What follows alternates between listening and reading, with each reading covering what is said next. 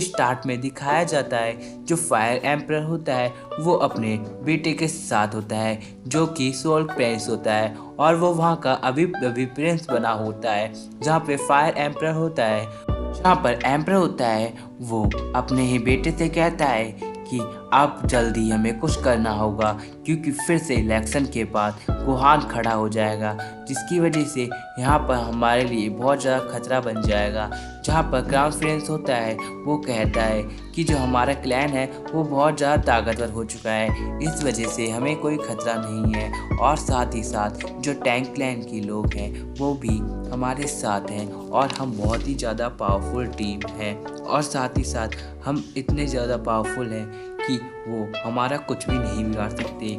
जहाँ पर एम्परर होते हैं वो कहते हैं कि हमें भी कुछ करना होगा। जहाँ पर क्राउन प्रिंस होते हैं वो एम्परर की बात सुनने लगते हैं। जहाँ पर एम्परर होते हैं वो बताते हैं कि हम एक लाइट आर्मी बनाएंगे जो कि बहुत ज़्यादा पावरफुल होगी क्योंकि तुम्हारे दोस्त जो टैंक्स हैं और तुम्हारे मास्टर हैं वो भी साथ दे सकें। और अब हम देखते हैं जो क्राउन प्रिंस होता है वो बताता है कि जो टैंक क्लैन की हथियार है वो बहुत ही ज़्यादा पावरफुल है और वो बड़े से बड़े सोल मास्टर को हरा भी सकते हैं। और अब ये सारी बातें वो एम्परर को बताता है।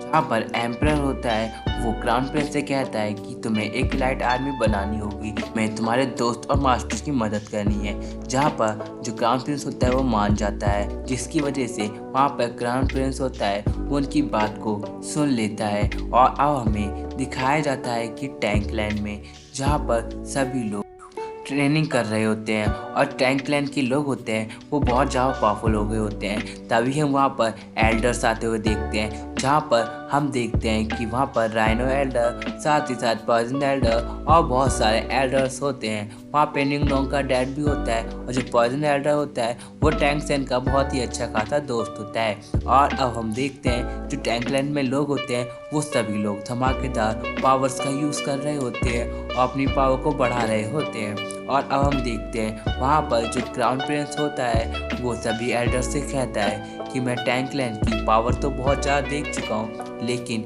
ये लोग टैंक क्लैन की मतलब हमारे टैंक क्लैन की हिडन वेपन का यूज़ क्यों नहीं करते जिससे ये लोग और भी ज़्यादा पावरफुल हो सके। जहाँ पर सभी लोग पॉइजन मास्टर होते हैं वो ये बात सुनते हैं। जहाँ पर क्राउन प्रिंस होता है वो कहता है कि टैंक क्लैन के सीक्रेट वेपन्स तो ऑलरेडी बन चुके हैं तो ये लोग उनके साथ ट्रेनिंग क्यों नहीं कर रहे। ऐसी ट्रेनिंग जिसमें टैंक क्लैन के मेंबर्स सीक्रेट वेपन्स के साथ भी ट्रेनिंग करें, अभी ही से इसे शुरू किया जाए। टियांडवो इंपेरियल के तमाम वॉरियर्स पहले ही मजीद ताकतवर होने के लिए ग्रेट मास्टर के अंडर ट्रेनिंग कर रहे हैं मगर उनको ताकतवर बनने में अभी मजीद वक्त लगेगा। लेकिन वुहान हाल पहले ही आधे से ज्यादा साउल लैंड वर्ल्ड पर अपना राज जमा चुका है जिसके लिए हमें उनके लिए एक सरप्राइज तैयार करके रखना होगा ताकि हम उनसे लड़ने वाली जंग को जीत सकें। जहाँ पर क्राउन प्रिंस की ये बात सुनकर जो ओल्ड गॉड होता है वो कहता है कि ये आइडिया मेरे दिमाग में क्यों नहीं आया, इससे तो हमारी टीम और भी ज़्यादा पावरफुल हो जाएगी। और वो कहता है कि चलो हमने कोई ट्रेनिंग देर में स्टार्ट करी है तो क्या हुआ, लेकिन हम टैंक सैन के वेपन का यूज़ करके और भी ज़्यादा पावरफुल हो सकते हैं और हम अपने योद्धा को बहुत ज़्यादा पावरफुल बना सकते हैं। जहाँ पर मिस्टर फैंग होते हैं वो भी इस बात पे एग्री करते हैं और वो बोलते हैं कि अगर टैंक सैन के हिडन वेपन नहीं होते तो हमारा क्लैन कब का उस हमले में मारा गया होता। और अब ये सारी बातें वो उन सबको बताता है। जहाँ पर सभी मास्टर होते हैं वो इस सारी बात मान लेते हैं और वो लोग बोलते हैं कि जो जहर का यूज़ करके तो इनका पावर द टैंक क्लैन के वेपन और भी आप पावरफुल हो जाएंगे। जहाँ पर सभी लोग इस बात को मान लेते हैं। जहाँ पर पॉइजन मास्टर होता है वो कहता है कि पॉइजन की इंतज़ाम मैं करूँगा और वेपन को तुम और भी ज़्यादा पावरफुल बना सकते हो।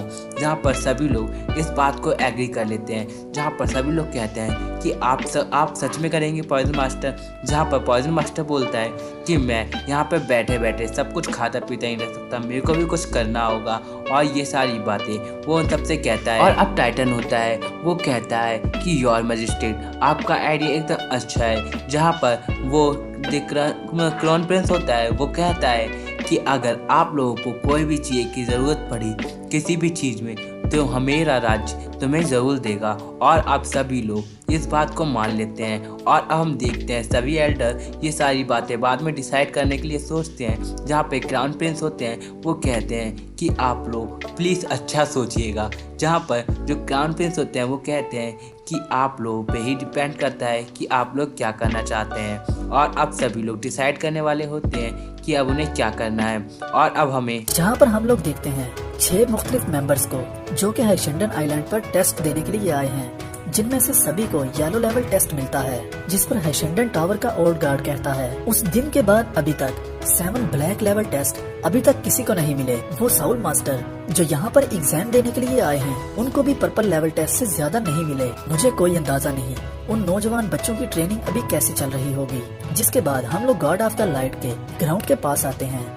और अब हमें सिर्फ डेवल्स दिखाए जाते हैं जहाँ पे सभी लोग अपनी ट्रेनिंग कर रहे होते हैं। जहाँ पर मिस्टर थाई होते हैं वो ग्रो करने लगते हैं और वो 70 लेवल तक पहुँच जाते हैं। जहाँ पर मिस्टर थाई को रिंग मिलती है जिसके साथ ही बुसाइची वहाँ पर आ जाती है, गॉड गिवन साउल रिंग देती है।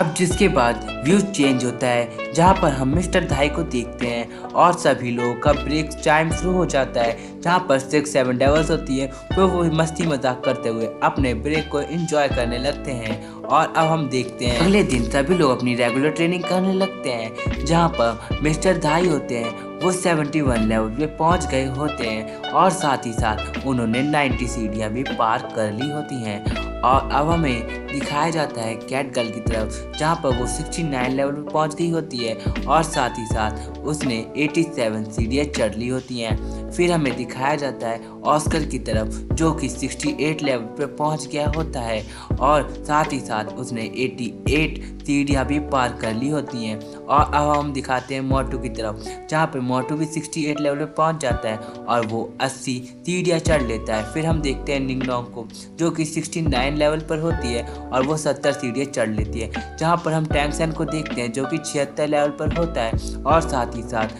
वो 200 सीढ़ियाँ भी चढ़ चुका होता है। और अब हमें दिखाया जाता है वहाँ पर जीबू को जिसकी पावर अननोन होती है और उसकी पावर दिखाते नहीं है जो कि 200 लेवल तक पार कर लेती है, मतलब 200 सीढ़ियाँ वो चढ़ चुकी होती है। जिसके बाद वो ऐसे कहती है कि मुझे कोई भी अंदाज़ा नहीं कि ये लोग लेवल पार कर पाएंगे या नहीं।